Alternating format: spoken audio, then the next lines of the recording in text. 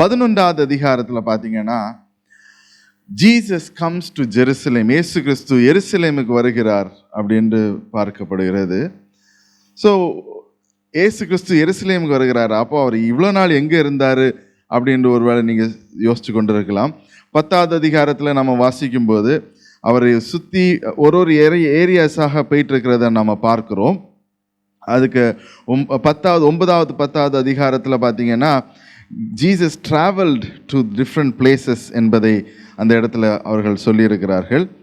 அவர் எங்கெல்லாம் போயிட்டு இருந்தாருன்னு சொன்னால், எரிகோவுக்கு போயிட்டு இருந்தார். அப்படியே ஜுடேயா நாட்டில் பெத்தானி என்ற இடத்துல இருந்தார். அங்கேருந்து தான் பெத்பதே என்கிற இடத்துக்கு அவர் வருகிறார். அதுதான் 11வது அதிகாரத்தில் தொடக்கத்தில் இருக்கிற ஒரு காரியமாக இருக்கிறது. ஸோ முதலாவதாக அந்த இடத்துல என்ன செய்கிறார்கள் என்று சொன்னால், 11வது அதிகாரம் 1, 2, 3 ஆகிய வசனங்களை வாசிக்கலாம். அவர்கள் எருசலேமுக்கு சமீபமாய் சேர்ந்து ஒலிவ மலைக்கு அருகான பெத்கே பெத்தானியா என்னும் ஊர்களுக்கு வந்தபோது அவர் தம்முடைய சீஷரில் 2 பேரை நோக்கி, உங்களுக்கு எதிரே இருக்கிற கிராமத்துக்கு போங்கள். அதில் பிரவேசித்த உடனே மனுஷர் ஒருவரும் ஒரு காலும் ஏறியிராத ஒரு கழுதை குட்டி கட்டியிருக்க காண்பீர்கள். அதை அவிழ்த்து கொண்டு வாருங்கள். ஏன் இப்படி செய்கிறீர்கள் என்று ஒருவன் உங்களிடத்தில் கேட்டால், இது ஆண்டவருக்கு வேண்டுமென்று சொல்லுங்கள், உடனே அதை இவ்விடத்திற்கு அனுப்பிவிடுவான் என்று சொல்லி அவர்களை அனுப்பினார். ஆமென். ஸோ இந்த இடத்துல பார்க்கிறோம், ஆண்டவர் எங்கே போகிறாருன்னு சொன்னால் அது எருசலேமுக்கு. எருசலேமில் என்ன இருக்குதுன்னு பார்த்தீங்கன்னா தேவாலயம். எருசலேமில் உள்ள யூத தேவாலயம் இருக்கிறதை பார்க்குறோம். அங்கே தான் ஒரு பஸ்கா பண்டிகைக்கும் எல்லா யூதர்களும், உலகத்தில் இருக்கிற எல்லா யூதர்களும் வருகிற நாட்களாக இருக்கிறது. இந்த இடத்துல ஹிஸ்டாரிக்கலாக பார்த்தீங்கன்னு சொன்னால், இந்த நாளில் அதே நாளில் 2 பவனி வந்ததாக சொல்லப்படுகிறது. ஒரு பவனி இயேசு கிறிஸ்து வந்த ஒரு பவனி, இன்னொரு பவனி ரோமர் ஆட்சியிலே அந்த காலத்தில் இருந்த ஒருத்தர் he was coming through another gate. So ஓவராலாக என்ன நடக்குதுன்னு சொன்னால், ஒரு பெரிய ஒரு ஃபெஸ்டிவல் சீசனில் இருக்கிற காரியத்தில் அந்த நேரத்தில் Jesus wanted to go into Jerusalem. Yesu Kristu எருசலேமுக்கு போக வேண்டும் என்று அவர் விரும்பினார். விரும்பினது மட்டும் அல்ல, ஒரு ராஜாவாக போக வேண்டும் அப்படின்னு சொன்னால், அந்த ரோம காலத்தில் ராஜாவாக போகணும்னு சொன்னால் முன்னாடி ஒரு 2 பெட்டாலியன், ஒரு 100 பேர், 150 சோல்ஜர்ஸ், பேக்கில் ஒரு சோல்ஜர்ஸ், நடுவில் அவங்கள தூக்கிட்டு போகிறதுக்கு ஒரு பல்லாக்கு போன்ற காரியங்களை வைத்து தான் அந்த காலத்தில் ராஜா போகிறாங்கன்னா நமக்கு எல்லாருக்கும் தெரியும். பிரைம் மினிஸ்டர்லாம் ஒரு நம்ம ஏரியாவுக்கு வந்துட்டாங்கன்னா, இங்கே இல்லை, நம்ம இந்தியா தேசம் or I don't know about Malaysia எவ்வளோ செக்யூரிட்டி இருக்குன்ட்டு, பட் ஜென்ரலாகவே அதெல்லாம் விட்டுருவோம். நம்ம யூஎஸ் பிரசிடெண்ட்டை பார்த்தீங்கன்னா தெரியும், அவங்களுக்குள்ள காரு அப்படி இருக்குது, பயங்கரமாக என்னெல்லாமோ நிறைய எக்ஸ்பிளனேஷன் கொடுப்பாங்க. பட் எதற்காக அதை செய்கிறார்கள் இருந்தால், அந்த ப்ரையாரிட்டி கொடுக்கப்பட்டிருந்தது. அவங்க அந்த ஒரு ராஜாவாக இருக்கிறவர்களுக்கு எவ்விதமாக ப்ரையாரிட்டி கொடுக்கப்பட்டதோ அந்த ப்ரையாரிட்டி கொடுக்கப்பட்டிருந்தது. அந்த விதமாகத்தான் இங்கே இயேசு என்ன செய்கிறார்னு சொன்னால், ஒரு மேஜரான ஒரு சேஞ்ச், அதில் ஒரு வித்தியாசமான ஒரு காரியத்தை செய்கிறார். ஜீசஸ் வாஸ் ப்ரிப்பேர்ட் என்பதை அறிகிறோம். அந்த இடத்துல என்ன சொல்கிறார், சீஷர்கள்ட்ட போய் நீங்கள் அங்கே கெட்டி இருக்கிற ஒரு கழுதையை எடுத்து கூட்டி கொண்டு வாங்க. அங்கே யாராவது கேட்டாங்கன்னா this is what the Lord wants என்று சொல்லுங்க என்று சொல்லுகிறது. ஒரு ஆழமாக பார்க்கும்போது it is Jesus who have already prepared. அந்த இடத்துல வச்சிருக்கலாம். Some explanations say that he has already went, அதுக்கு முன்பதாகவே போய் சொல்லி வைத்து விட்டார் என்பதை குறித்து சொல்லுகிறது. அண்ட் ஆல்ரெடி ஒரு எஸ்டாப்ளிஷ் ரிலேஷன்ஷிப்பை வச்சு இந்த மாதிரியாக நான் உனக்கு maybe he would have given an advance or whatever, we don't know. But அந்த இடத்துல இன்னும் ஒருத்தங்க கேட்க வேளையில் நீங்கள் அவங்களுக்கு கொடுங்க என்று சொல்லி அந்த கழுதையை செப்பரேட் பண்ணி வைத்ததாக பார்க்கிறோம். அதில் முக்கியமான என்ன காரியம்னு பார்த்தா, which nobody has already traveled. அந்த ரோமர் காலகட்டத்தில் போருக்கு போகிறாங்கன்னு சொன்னால் குதிரையில் போவாங்க, சமாதானத்துக்கு போகிறாங்கன்னு சொன்னால் ராஜாக்கள் கழுதையில் போவாங்க. ஸோ அந்த ஒரு முக்கியமான ஒரு பங்கு தான் Jesus game as a prince of peace. ஆமென். அதற்காக தான் அவர் அந்த கழுதையிலே அந்த இடத்துல போனதாக சொல்லப்பட்டிருக்கிறது.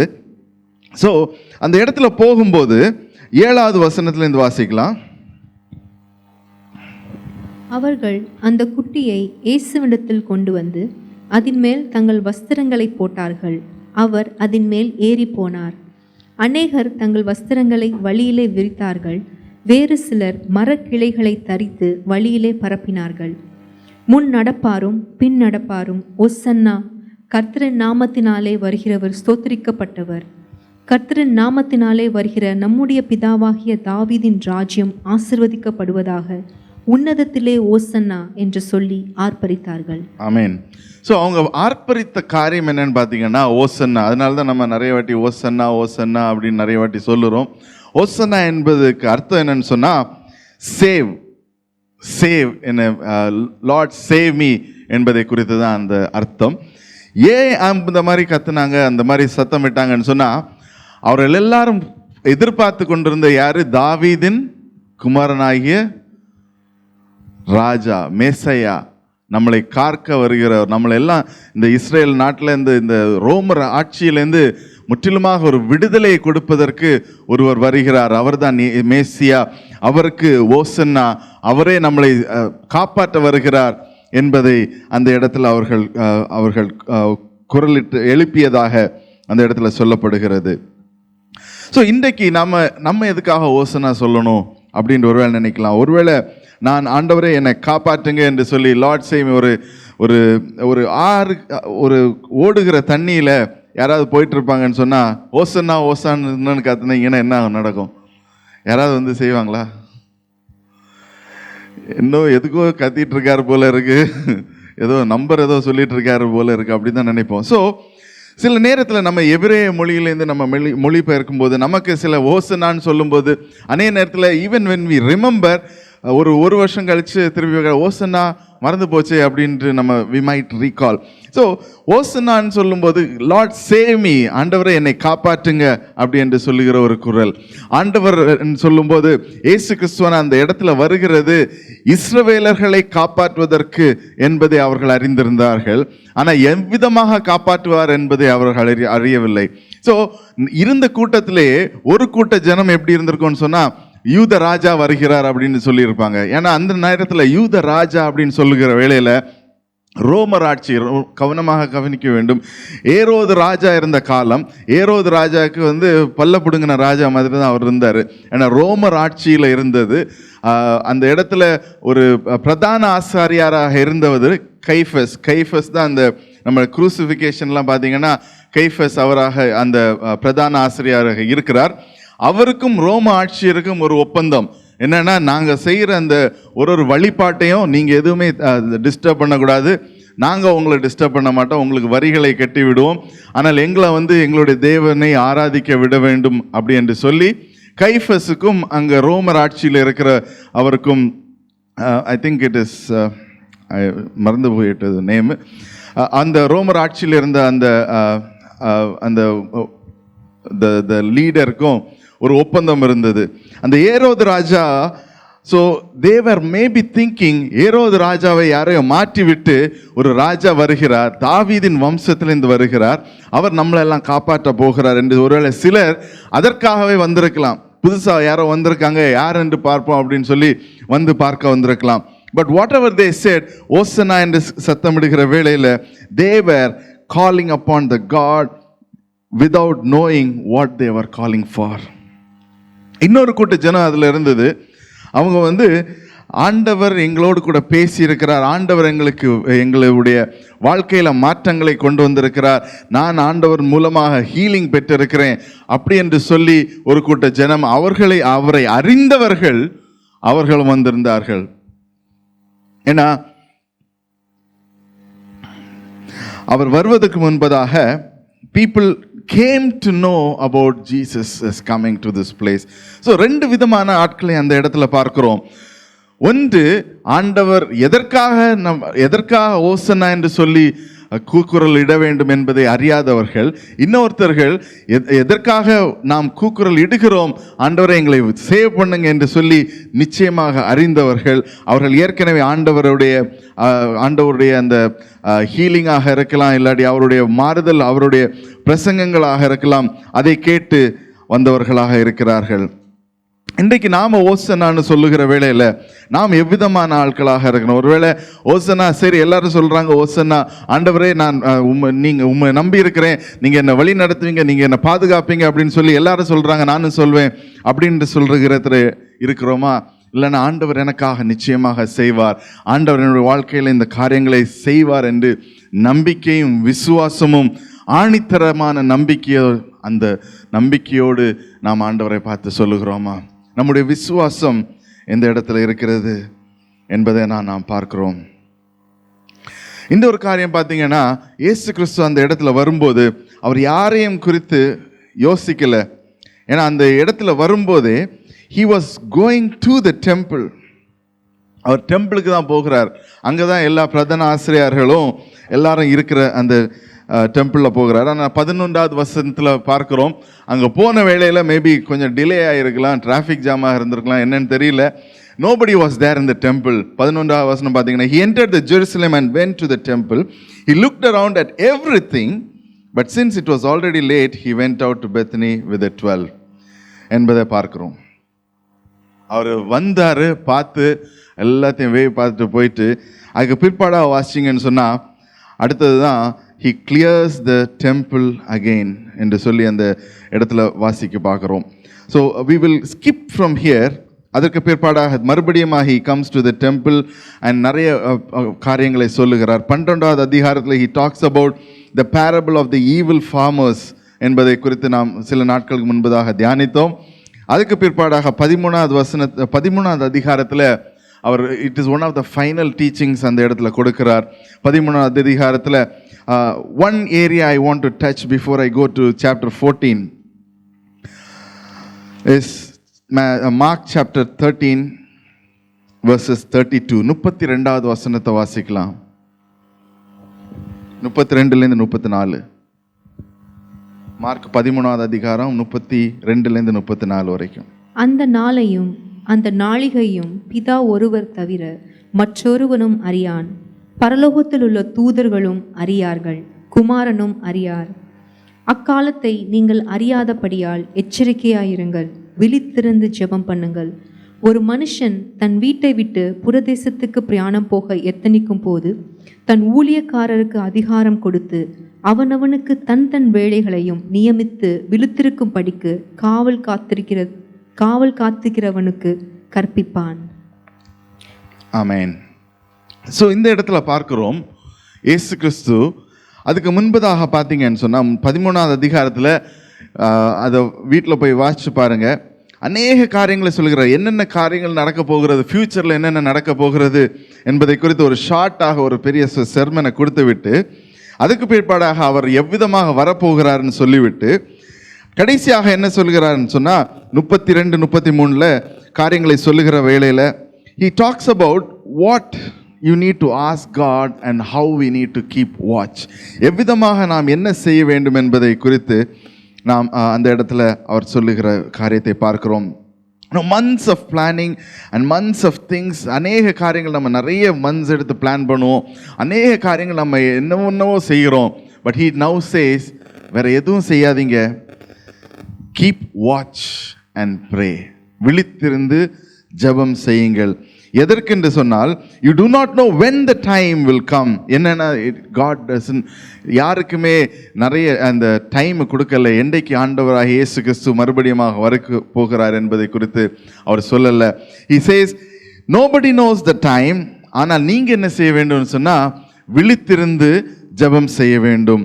ஸோ விழித்திருந்து ஜெபம் செய்ய வேண்டும் என்பதை குறித்து நாம் பார்க்கிற வேளையில் what exactly does it mean என்று சொன்னால், ஒரு பொசிஷனில் பார்த்தீங்கன்னு சொன்னால் நம்ம எந்த காரியத்தையுமே ஒரு போஸ்ட்போன் பண்ணி வைத்து நாளைக்கு ஜெபிச்சுக்கலாமே, நாளை கழித்து ஜெபிச்சுக்கலாமே. யாராவது ஒருத்தங்க உங்கள்கிட்ட ஒரு ஜெப விண்ணப்பத்தை கொடுத்துருப்பாங்க, எனக்காக ஜெபம் செய்யுங்க அப்படின்னு சொல்லி.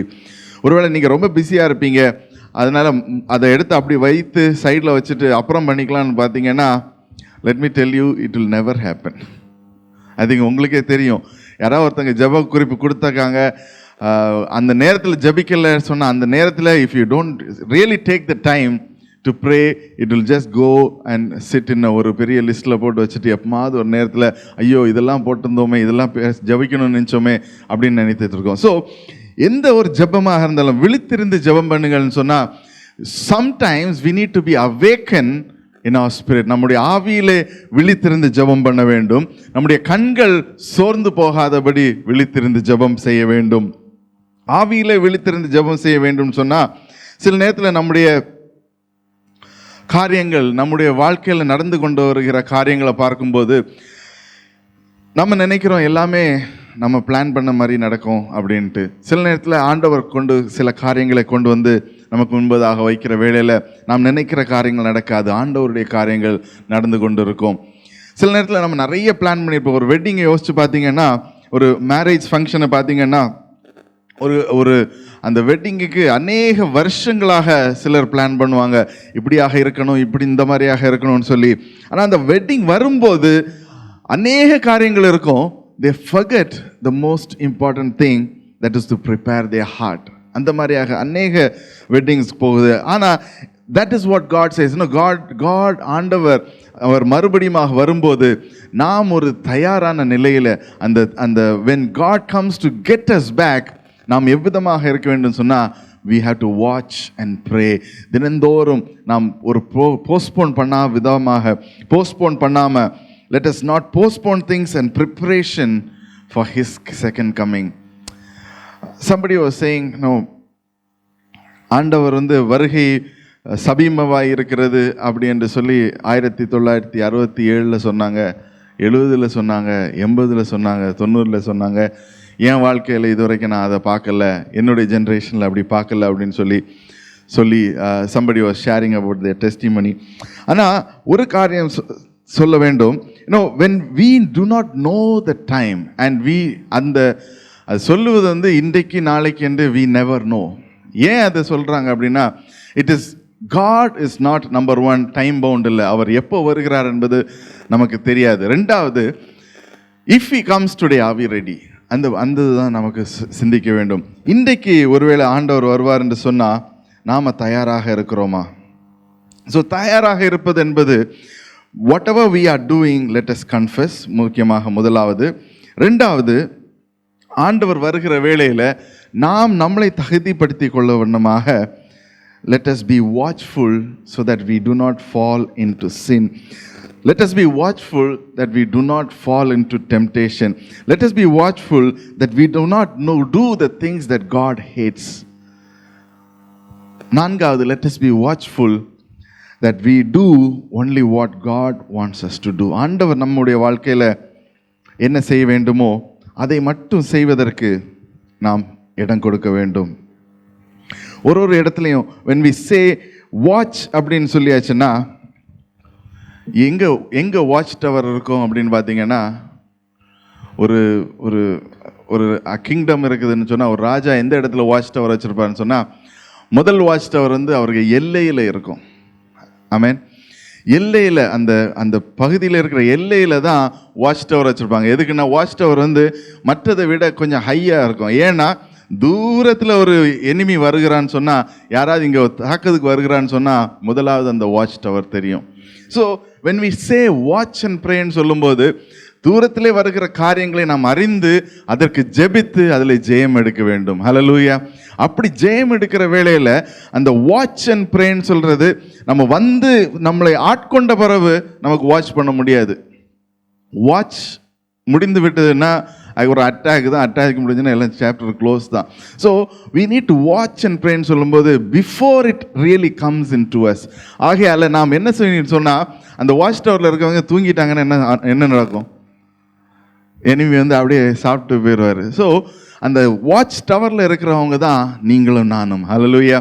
எதற்காக நம்ம இங்கே வைத்திருக்கிறாருன்னு சொன்னால், நம்முடைய சத்ரு நம்முடைய வாழ்க்கையில், சத்ரு நம்முடைய குடும்பத்தின் வாழ்க்கையில், சத்ரு நம்முடைய சபையின் மக்களுடைய வாழ்க்கையில், சத்ரு நமக்கு சூழ்ந்திருக்கிறவர்களுடைய வாழ்க்கையில் வந்து விடாதபடி நாம் விழித்திருந்து ஜெபம் செய்யணும். Let us watch and pray. Yesterday we had a devotion, ஒரு ஃபேமிலி டிவோஷன் இருந்துச்சு. ஒரு 4-5 மாதமாக தான் தொடங்கியிருக்கோம் ஃபேமிலி டிவோஷன். கோவிட் முடிந்ததுக்கு ஐ திங்க் 5-6 monthsன்னு நினைக்கிறேன். ஸோ எல்லா இடத்துலேருந்தும் ஜூமில் ஜாயின் பண்ணி ஜபித்து கொண்டு இருக்கிறோம். ஸோ முதல்ல வந்து எல்லாருமே கொஞ்சம் எதுக்கு இது செய்கிறோம், எதுக்கு அதை செய்கிறோம், எதுக்கு வரணும், டு வி நீட் திஸ் அப்படின்னு நிறைய காரியங்களை கேட்டுக்கொண்டு இருந்தாங்க.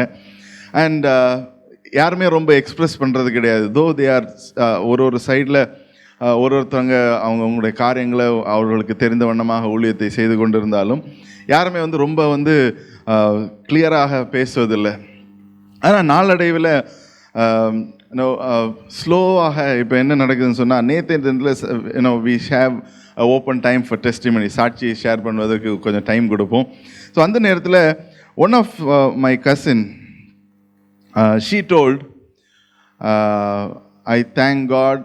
எதுக்குன்னு சொன்னால், இப்படியாக இவங்களுடைய வாழ்க்கையில் ஒரு ப்ராப்ளம் வரப்போகுது அப்படி என்று சொல்லி ஆண்டவர் எனக்கு காமிச்சதுனால அவங்கள்ட்ட சொல்லிவிட்டு நான் ஜெபித்தேன். அதுக்கு பிற்பாடாக இந்த மாதிரியாக மாறிவிட்டது அப்படி என்று சொல்லி, I don't want to go inside the details. But எதற்காக சொல்கிறேன்னா,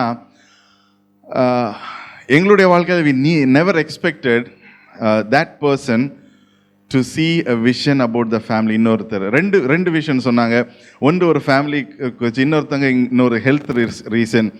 one for family members was having a Covid positive ஆனாங்க. அதுக்கு ஒரு வாரத்துக்கு முன்பதாக அவங்களுக்கு வந்து அந்த ஒரு தரிசனம் வந்துச்சு. ஆண்டவர் வந்து இந்த மாதிரியாக கொடுத்து அவங்க ஜெபிச்சாங்க. And then he also told a few people to pray. Uncle and auntie were above 70 and they are still continuing to be healthy. Amen. So இதற்காகத்தான் நம்ம வந்து என்ன செய்யணும்? we have to watch and pray. யோசிச்சு பாருங்கள், உங்களுக்கு ஒருவேளை ஆண்டவர் ஒரு மைண்டில் ஒரு தரிசனத்தை கொடுக்கலாம், ஒருவேளை ஒருத்தருடைய நேமை கொடுக்கலாம். அப்படியாக ஒருவேளை உங்களுடைய வாழ்க்கையில் யாராவது கொடுத்து உங்களுடைய வாழ்க்கையில் ஆண்டவர் அந்த மாதிரியாக உங்களுடைய வாழ்க்கையில் ஒரு காரியத்தை செய்வார்னு சொன்னால், you are called to watch and pray. ஹல்லேலூயா. உங்களுடைய காரியங்கள் மட்டும் அல்ல, உங்களை சுற்றி இருக்கிறவர்கள், உங்களுடைய சகோதரர்கள் சகோதரிகள், உங்களுடைய வாழ்க்கையில் உங்களுடைய சுற்றி இருக்கிற க்ளோஸ் ஃப்ரெண்ட்ஸு மற்றும் உற்றார் உறவினர் அநேகருடைய வாழ்க்கையில், ஒருவேளை தெரியாத ஒரு நபர்களுடைய வாழ்க்கையிலையும் இந்த காரியங்களை நடக்கக்கூடும். இன்னும் இந்த சிங்கப்பூர் தேசத்தில் எனக்கு ஒரு ஃப்ரெண்ட் இருக்கார். Suddenly he will get a message from God. வாட்ஸ்அப்பில் இல்லை, he will get a message with the number of that person. ஒரு நம்பர் கிடைக்கும் அவருக்கு. then he will call that number. அந்த வீட்டுக்கு போயாச்சுன்னா அந்த வீட்டில் அநேக சேலஞ்சஸ் இருக்குது. and then they will pray deliverance. ஒரு 7 மணி 8 மணி நேரம் அந்த வீட்டில் they will spend time and then come back. So அந்த மாதிரியாகவும் ஆண்டவர் சில காரியங்களை சிலரை உபயோகப்படுத்தி கொண்டு இருக்கிறார். இன்னும் brothers and sisters, I am not talking about stories.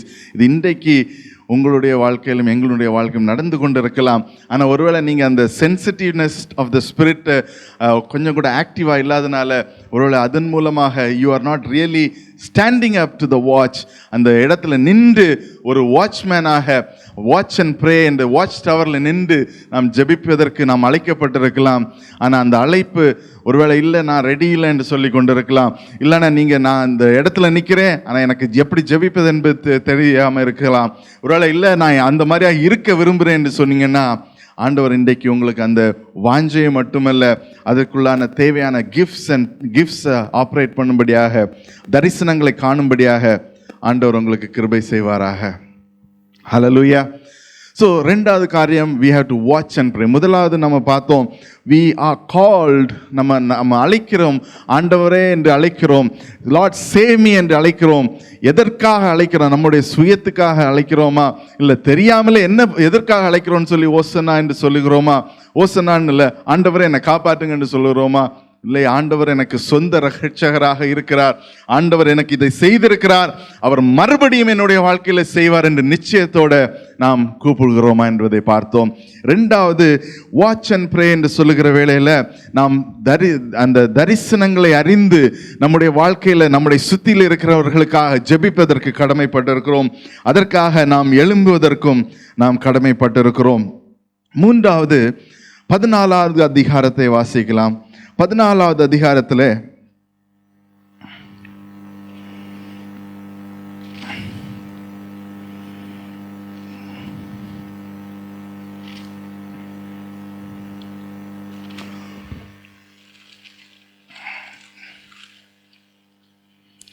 பதினொன்றாவது வசனம் வாசிக்கலாம்.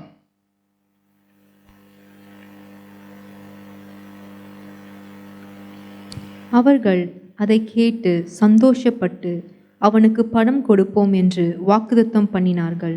அவன் அவரை காட்டிக் கொடுப்பதற்கு தகுந்த சமயம் பார்த்து கொண்டிருந்தான். பஸ்காவை பலியிடும் நாளாகிய புளிப்பில்லாத அப்பம் சாப்பிடுகிற முதலாம் நாளிலே அவருடைய சீஷர்கள் அவரிடத்தில் வந்து, நீர் பஸ்காவை புசிப்பதற்கு நாங்கள் எங்கே போய் ஆயத்தம் பண்ண சித்தமாக இருக்கிறீர்கள் என்று கேட்டார்கள். அவர் தம்முடைய சீஷரில் 2 பேரை நோக்கி, நீங்கள் நகரத்திற்குள்ளே போங்கள், அங்கே தண்ணீர் குடம் சுமந்து வருகிற ஒரு மனுஷன் உங்களுக்கு எதிர்ப்படுவான், அவன் பின்னே போங்கள். அவன் எந்த வீட்டிற்குள் பிரவேசிக்கிறானோ அந்த வீட்டு எஜமானை நீங்கள் நோக்கி, நான் என் சீஷரோடு கூட பஸ்காவை புசிக்கிறதற்கு தகுதியான இடம் எங்கே என்று போதகர் கேட்கிறார் என்று சொல்லுங்கள். ஸோ இந்த இடத்துலையும் நம்ம 11வது அதிகாரத்தில் வாசித்தோம், ஆண்டவர் ஏற்கனவே அந்த இடத்துல ஒரு கழுதையை ப்ரிப்பேர் பண்ணி வைத்து கொண்டிருந்தார். அதே போல் இந்த இடத்துல என்ன செய்து வைத்திருக்காருன்னு சொன்னால், he has already prepared a place for him to have the last supper. இந்த இடத்துல இப்படியாக ஒருத்தர் வருவார். மேபி நம்ம யோசிக்கலாம் எப்படியாக இருக்கலாம் அப்படின்ட்டு. we don't have the details. ஒருவேளை முன்பதாக போய் பேசி வைத்திருக்கலாம், இல்லைன்னு சொன்னால் இந்த மாதிரியாக சயின்ஸோடு வந்திருக்கலாம். Because we don't really know. இல்லைன்னா ஆண்டவர் அவருக்கு ஏற்கனவே ஒரு தரிசனம் மூலமாக வெளிப்பட்டிருக்கலாம். ஆனால் இந்த ரெண்டுலேயும் ஒரு மேட்சிங்காக இருக்கிற ஒரு காரியம் என்னன்னு பார்த்தீங்கன்னா, he was already prepared. ஆமென். அவருடைய ஜேர்னியில் இந்த இடத்துல எருசலேமில் நான் கழுதையிலே போக வேண்டும். அது வந்து சக்கரியா 9:9 சொல்லப்பட்டிருக்கிற ஒரு காரியம். he will be going through the colt என்று அந்த காரியங்கள் நிறைவேற வண்ணமாக அவர் அதற்காக என்ன ப்ரிப்பேர் பண்ண வேண்டுமோ அதை ப்ரிப்பேர் பண்ணுவதற்கு அவர் தயாராக இருந்தார். இந்த இடத்துலையும் அவர் முக்கியமாக இன்னொரு காரியத்தை அந்த இடத்துல சொல்லுகிறார். he wanted to have that final meal with their disciples. அவர் எத்தனையோ பேர் ஒரு பெரிய இதுதான் என்னுடைய ஃபைனல் மெசேஜாக இருக்க போகுது அப்படின்னு சொல்லி ஒருவேளை அநேகரை கூப்பிட்டு he would have said one shot let me save as many as possible என்று சொல்லி இருக்கலாம். ஆனால் இந்த இடத்துல அவர் அப்படி செய்யலை. அவர் என்ன செய்கிறான்னு சொன்னால் 12 பேரை அழைத்து he was having ஒரு க்ளோஸ் டிஸ்க்ளோஷர் என்பதை அறிந்திருக்கிறோம். அவர்களோடு நெருங்கி இதுதான் நான் கடைசியாக சாப்பிடுகிற meal, and this is the meal that I will eat with you. உங்களோடு கூட நான் பகிர்ந்து சாப்பிடுகிறேன், இனி மறுபடியுமாக சாப்பிடுவது வந்து only when I come back second time என்று சொல்லி அந்த இடத்துல he was having ஒரு க்ளோஸ் என்கவுண்டர், ஒரு க்ளோஸ் ரிலேஷன்ஷிப்புக்குள்ளாக அவர்களை அந்த இடத்துல அழைத்து அவர்கள் they went into the last supper. இன்னும் நம்ம நிறைய நேரத்தில் when we know sometimes சிலர் வாழ்க்கையில் திஸ் இஸ் அ வெரி க்ளோஸாக ஒரு என்கவுண்டர் வேணும், அவங்களோட ஒரு க்ளோஸ் டிஸ்க்ளோஷர் வேணும், அவங்களோட இருந்து பேசணுன்னா there is going to be a breakthrough என்று அறிந்திருப்போம். நம்மளுடைய வாழ்க்கையில் அநேகர் நம்மளுடைய வாழ்க்கையில் வந்திருப்பாங்க. சிலருடைய வாழ்க்கையில் அவங்கள்ட்ட பேசியிருந்தா அவங்க இப்படி செஞ்சுருக்க மாட்டாங்களே அப்படின்னு தோணும், பேசியிருந்தா அவங்க மனம் மாறி இருப்பாங்களேன்னு தோணும், பேசியிருந்தா அவங்களுடைய ஃபேமிலியில் இந்த பிரச்சனை வந்திருக்காதேன்னு தோணும், பேசியிருந்தா இந்த மாதிரியாக அவங்க முன்னமாகவே நான் பேசியிருக்கணுமே அப்படின்னு தோணும். அந்த விதமாக ஒருவேளை இன்றைக்கு உங்கள் ஆவியானவர் உங்களை ஏவி கொண்டு இருக்கிறார்னு சொன்னால், I just want you to let God give you that opportunity to serve somebody. அந்த இடத்துல he went into the Passover, அந்த மீலுக்காக எல்லாத்தையும் தயார் பண்ணி வைத்து he said my time has come என்று சொல்லி அந்த இடத்துல அவர் புறப்பட்டு போகிறத பார்க்கிறோம். அதுக்கு பிற்பாடாக he went last supper முடிந்து அதுக்கு பிற்பாடாக then he talks to Peter. 26வது வசனம், ஒரு பாடலை பாடிக்கொண்டு அங்கே போகிறார்கள். அவர்கள் சோத்திர பாட்டை பாடின பின்பு ஒலிவமலைக்கு புறப்பட்டு போனார்கள். அப்பொழுது இயேசு அவர்களை நோக்கி, மெய்ப்பனை வெட்டுவேன், ஆடுகள் சிதறடிக்கப்படும் என்று எழுதியிருக்கிறபடி இந்த ராத்திரியிலே நீங்கள் எல்லோரும் என் நிமித்தம் இடரல் அடைவீர்கள். ஆகிலும் நான் உயிர்த்தெழுந்த பின்பு உங்களுக்கு முன்னே கலிலேயாவுக்கு போவேன் என்றார். அதற்கு பேதுரு, உமது நிமித்தம் எல்லோரும் இடரல் அடைந்தாலும் நான் இடரலடையேன் என்றான். இயேசு அவனை நோக்கி, இன்றைக்கு இந்த ராத்திரியிலே சேவல் 2 தரம் கூவுகிறதற்கு முன்னே நீ 3 தரம் என்னை மறுதலிப்பாய் என்று மெய்யாகவே உனக்கு சொல்லுகிறேன் என்றார். ஆமென். ஸோ இதில் இன்னொரு டிஸ்க்ளோஷர் நடக்குது. எல்லாம் நடந்து முடிஞ்சதுக்கப்புறம் பேதுரு இடத்துல அவர் சொல்லுகிறார், இதுதான் நடக்க போகுதுப்பா அப்படின்ட்டு. பட் த டிசைபிள்ஸ் அந்த இடத்துலையும் ஒரு சீரியஸ்னஸ் இல்லை. ஏன்னு பார்த்தீங்கன்னா அதுக்கு மறுபடியும் அதுக்கு கீழே பார்த்தீங்கன்னா will go to that. But before that just give me 2 minutes to explain this before I go to the last point. இந்த இடத்துல பேதுரு இடத்துல சொல்லுகிறார், நீங்கள் you are not ready and equipped to stand against the problems and the troubles that you are going to face. நீங்கள் போகிற சூழ்நிலைகளும் நீங்கள் போய்கொண்டு இருக்கிற பிரச்சனைகளும் நிந்தனைகளையும் நீங்கள் உங்களால் தனியாக பாதுகாத்துக்கோ. You cannot withstand. அதுதான் அந்த மெசேஜாக இருக்கிறது. He says, ஆண்டவரே நீங்கள் என்ன சொன்னாலும் சரி, யார் வந்தாலும் சரி, I am going to withstand. But immediately he says, no, you will not withstand. இந்த மாதிரியாக சேவல் கூற முன்பதாக நீர் என்னை மறுதளிப்பா என்று. நம்முடைய வாழ்க்கையிலையும் நம்ம let us not believe that we can do our things ourselves. நாமே செய்து விடுவோம் என்ற விசுவாசமும் நம்பிக்கை நமக்கு வேண்டாம். ஆண்டவர் மேலே விசுவாசம் வைக்கிற வேளையில் we can do. அதுதான் அந்த இடத்துல நடக்குது. we know what happened with Peter. ஆனால் கடைசியாக ஒரு பாயிண்ட் சொல்லி நான் முடிக்க விரும்புகிறேன். 32வது வசனம், அங்கே கெத்செமனேக்கு போகிறார்கள். 32, 33, 34 வாசிக்கலாம். பின்பு கெத்செமனே என்னப்பட்ட இடத்திற்கு வந்தார்கள். அப்பொழுது அவர் தம்முடைய சீஷர்களை நோக்கி, நான் ஜெபம் பண்ணும் அளவும் இங்கே உட்கார்ந்திருங்கள் என்று சொல்லி பேதுருவையும் யாக்கோபையும் யோவானையும் தம்மோடே கூட்டிக் கொண்டு போய் திகிலடையவும் மிகவும் வியாகுலப்படவும் தொடங்கினார். அப்பொழுது அவர், என் ஆத்துமா மரணத்துக்கு ஏதுவான துக்கம் கொண்டிருக்கிறது, நீங்கள் இங்கே தங்கி விழித்திருங்கள் என்று சொல்லி சற்று அப்புறம் போய் தரையிலே விழுந்து அந்த வேலை தம்மை விட்டு நீங்கி போகக்கூடுமானால் அது நீங்க வேண்டும் என்று வேண்டிக் கொண்டு, அப்பா பிதாவே, எல்லாம் உம்மாலே கூடும், இந்த பாத்திரத்தை என்னிடத்திலிருந்து எடுத்து போடும், ஆகிலும் என் சித்தத்தின்படி அல்ல, உம்முடைய சித்தத்தின்படியே ஆக கடவுது என்றார். ஆமென்.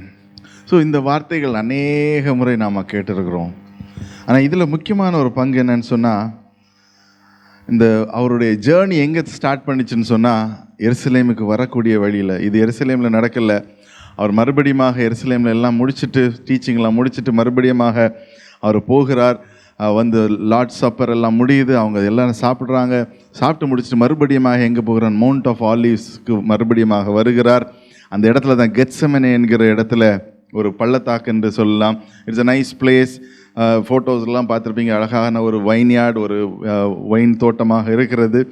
அந்த இடத்துல வருகிற வேளையில் 2-3 பேர் தான் இருந்திருப்பாங்க. I don't know if all the 12 were there. But இருந்தவங்கள்ட்ட என்ன சொல்லலான்னா, விழித்திருந்து ஜெபம் பண்ணுங்க. அகெயின் வாட்ச் அண்ட் ப்ரே என்று சொல்லுகிறார். விழித்திருந்து ஜெபம் பண்ணுங்க. ஏன்னா the temptations that you are going to go through are many that you need to watch and pray என்று சொல்லி, ஏன்னு சொன்னால் his heart was troubled and deeply distressed. இந்த வார்த்தை ஆண்டவர் வேறு எந்த இடத்துலையும் சொல்லலை.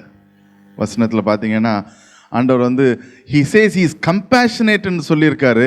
ஆனால் நான் துயரத்தில் இருக்கிறேன் அப்படின்ட்டு சொல்லி he never said. பட் இந்த இடத்துல ஏன் சொல்லுகிறான்னு சொன்னால், God had given him an assignment. அவர் இந்த உலகத்தில் வந்ததுக்கு ஒரு அசைன்மெண்ட் இருக்குது. அந்த அசைன்மெண்ட்டு முடிக்கிற வேளையில் he was going through temptations by himself. அதெல்லாம் my soul is extremely sorrowful even to death. Stay here and watch and pray. சீஷர்கள்ட்ட அவர் 5 மீனையும் இந்த இதெல்லாம் எடுத்து வைக்கும்போது 5 loaves of bread and 2 fishes, 2 மீன்களையும் 5 அப்பத்தையும் எடுத்து வைக்கிற வேளையில் ஆண்டவர் எப்பா சீஷர்கள் எல்லாரும் கை வைங்கப்பா, எல்லாரும் சேர்ந்து ஜெபிப்போம், ஒரு மிரக்கல் நடக்கட்டும்னு சொல்லலை. when he went அந்த லெப்பர் இடத்துல போய் கை வைத்து ஜெபிக்கிற வேளையில், குஷ்டரோகியோட ஜெபிக்கிற வேளையில், கண்களை திறக்கிற வேளையில் அவர் சீஷர்கள் இடத்துல எனக்காக ஜெபிங்க, so that I can gain more access to power என்று சொல்லி அவர் ஜெபிக்கல, கேட்டுக்கொள்ளலை. ஆனால் இந்த இடத்துல அவர் என்ன சொல்லுகிறார்? ஜெபியுங்கள், ப்ரே என்று சொல்லி முதல் முறையில் கேட்குறார். 2வது முறை அவர் அங்கே போய் குப்புற விழுகிறார்னா, நம்ம எப்பவும் குப்புற விழுவோம்னா 2 விஷயம். ஒன்று ரொம்ப டயர்டாகி போய் எப்படி நடக்க முடியாதுன்னு சொல்லி போகும்போது ஒரு சின்ன ஒரு கல் தட்டினா அப்படியே கீழே விழுந்துரும் இல்லையா? இல்லைன்னா நமக்கு ராத்திரி அப்படி நடந்து போகும், யாரோ ஒரு ஸ்டூல் ஏதாவது வச்சுருந்தாங்கன்னா தட்டி கீழே விழுந்துரும். ஸோ குப்புற விழுந்து இதுனா he was so much in pain and agony. அநேக காரியங்களை குறித்து அவர் சிந்தித்து கொண்டிருக்கலாம். ஆனாலும் அவருக்கு மேலான ஒரு காரியம் இருந்தது. என்னன்னா, ஆண்டவரே, இந்த பாத்திரம் என்னை விட்டு நீங்க கூடுமானால், இந்த பாத்திரம் என்னை விட்டு நீங்க கூடுமானால், but it is not by my will but your will. அநேக நேரத்தில் நம்முடைய வாழ்க்கையில் நிந்தனைகள், சோதனைகள் வரும்போது நம்ம ஆண்டவரே நீர் ஏன் என்ன சொல்லுகிறோன்னு சொன்னால், we say God save me, ஆண்டவரே என்னை பாதுகாத்து கொள்ளுங்க, என்னை நடத்துங்க, லார்ட் சேவ் மீ என்று தான் கேட்குறோம். ஆனால் இந்த நேரத்தில் ஆண்டவர் என்ன சொல்லுகிறான்னு சொன்னால், ஏன் சித்தம் இல்லை ஆண்டவரே, உம் சித்தம். ஸோ நம்ம யுவர் ஜேர்னி ஸ்டார்ட்ஸ் ஃப்ரம் ஹோசனா. உங்கள் ஜேர்னி ஒருவேளை ஹோசனாவில் ஸ்டார்ட் பண்ணலாம். ஆனால் உங்கள் ஜேர்னி எங்கே முடியும்னு சொன்னால், ஆண்டவரே என் சித்தம் அல்ல உம் சித்தம் அப்படின்னு சொல்லுகிற வேளையில் தான் உங்களுடைய வாழ்க்கை, என்னுடைய வாழ்க்கையும் ஆண்டவருக்கு என்று அர்ப்பணம் செய்வதற்கு முடியும். ஒருவேளை இந்த இடத்துல நின்று ஆண்டவரை என்னை ரட்சியும் அவர் கேட்டிருந்தார்னா, அந்த பாத்திரத்தை ஒருவேளை maybe it would have gone away from him. And ஆண்டவர் இயேசு கிறிஸ்து இந்த உலகத்தில் எதற்காக வந்தாரோ அந்த காரியமே நடக்காமல் போயிருக்கலாம். உங்களுக்கும் எனக்கும் ஒரு நோக்கம் இருக்கிறது. ஆண்டவர் இந்த உலகத்தில் உங்களையும் என்னையும் வைத்ததற்கு ஒரு நோக்கம் இருக்கிறது. Your journey starts from ஹோசன்னா. ஆண்டவரே என்னை ரட்சியும், ஆண்டவரே என்னை லார்ட் சேவ் மீ என்று ஹோசன்னா என்று சொல்லி உங்களுடைய வாழ்க்கையை ஆண்டவருக்கு என்று அர்ப்பணித்து தொடங்குகிற வேளையில் உங்களுடைய கிறிஸ்தவ வாழ்க்கை தொடங்குகிறது. ஆண்டவரோடு கூட உள்ள ஒரு வாழ்க்கை, ஆண்டவரோடு கூட உள்ள ஒரு நடத்தை தொடங்குகிறது. ஆனால் அது எங்கே அடுத்த லெவலுக்கு டேக் ஆஃப் ஆகுதுன்னு சொன்னால், ஒன்லி வென் வி சே, ஆண்டவரை ஏன் சித்தம் இல்லை ஆண்டவரே, என்ன பாடுகள் வந்தாலும் சரி, என் கூட இருக்கிறவங்க ஜெபம் செய்யலைன்னாலும் சரி, ஆண்டவரே என் கூட இருக்கிறவங்க தூங்கிக்கிட்டே இருந்தாலும் சரி. It says the disciples were sleeping. முதல் வாட்டி ஆண்டவர் வந்து பார்க்குறாரு, தூங்கிட்டு இருக்காங்க. ரெண்டாவது வாட்டி பண்ண 1 மணி நேரமாக ஜெபம் பண்ணக்கூடாதாப்பான்றாரு. இல்லை, 3வது வாட்டி வந்து சொல்கிறாரு, நவ் கிளம்புங்க, டைம் ஆச்சு, யூதாஸ் வந்து காட்டி கொடுக்க போகிறார், I am going, that is it. இன்னொரு சைடில் பார்த்தீங்கன்னா, disciples didn't have the opportunity to pray with Jesus Christ in the last few minutes of his life. அதை பற்றி எதுவுமே ரெக்கார்ட் பண்ணலை. But if you really recall, they were failing in their opportunity. இதே பேதுருவை தான் அப்போஸ்தலர் நடபடிகளில் பார்க்குறோம். ஒரு பலன் அடைந்தவனாக 3000 பேரை வழி நடத்துகிறத பார்க்கிறோம். ஒரு ஸ்தேவானை பார்க்கிறோம், இரத்த பலியாக மறிக்கிறவனை பார்க்கிறோம். ஒருத்தரும் அவங்களுடைய வாழ்க்கையை எப்படி ஒப்பு கொடுத்தாங்கன்னு சொன்னால் இந்த வார்த்தைகளில் தான் இருக்குது. Not the sorrows, not the distress, not the troubles, not the difficulties, not the challenges, but your will, O Father. ஆண்டவரே, நான் போய்கொண்டிருக்கிற பிரச்சனைகள் அல்ல ஆண்டவரே, நான் போய்கொண்டிருக்கிற நிந்தைகளே அல்ல ஆண்டவரே, ஆண்டவரே நான் போய்கொண்டிருக்கிற காரியங்கள் அல்ல. Even my soul is exceedingly sorrowful. My soul is exceedingly sorrowful. அந்த விதமாக இருந்தாலும் சரி, உமக்கென்று நான் எழும்பி நிற்பேன், உமக்கென்று எழும்பி நிற்பேன்ப்பா. தமிழில் வாசிக்கலாம், 34வது வசனம்.